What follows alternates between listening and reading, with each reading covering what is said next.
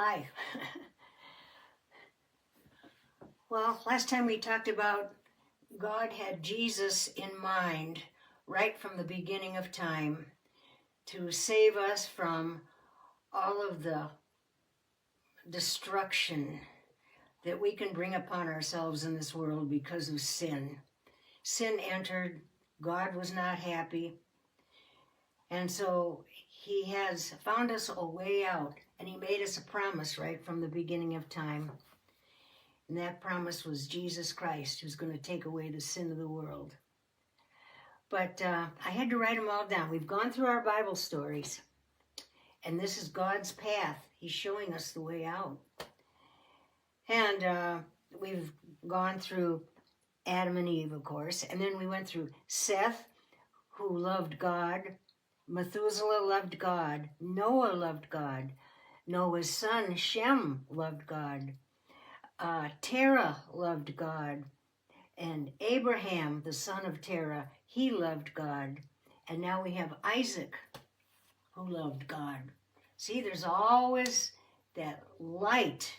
They had the light in their heart of loving God and wanting to do His will.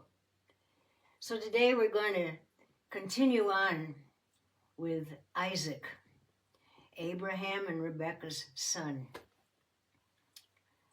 No, excuse me, I got that wrong. Deb, where's your brain today?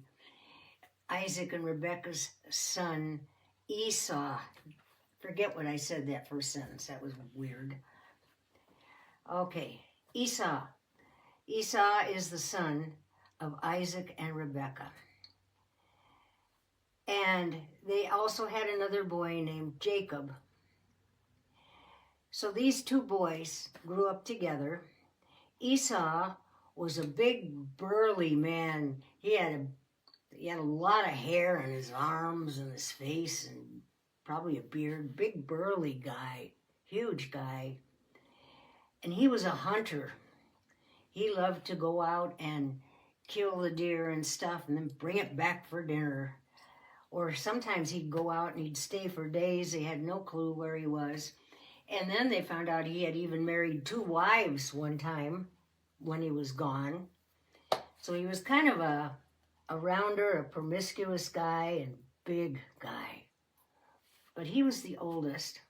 They had another boy named Jacob who was just the opposite. Jacob obeyed. Jacob loved the Lord. And Jacob was a great help around the farm. Isaac was getting blind. So Jacob would help his dad until he got just bound where he had to sit all the time and he couldn't see anything. But he also helped his mom in the kitchen. He helped out with the farm animals. He was a great help around the farm.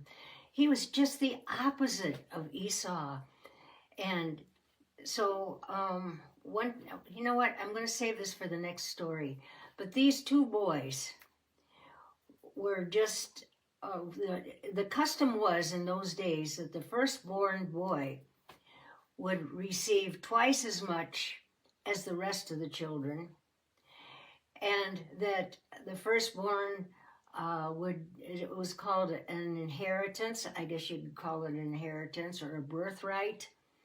And he was the top #1 banana in the family. Well, Rebekah didn't think that Esau lived up to that at all. They never knew where he was. He comes home and confesses he's got 2 wives out there in the woods somewhere. He's hunting all the time.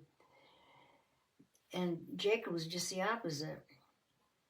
So Rebekah and Jacob, well, mostly Rebekah's idea, they cooked up a plan to see if they could help things or switch things around a little bit, because now Isaac has now gone totally blind. So they thought maybe they could fool him with something, and we'll get into that next time. Bye-bye.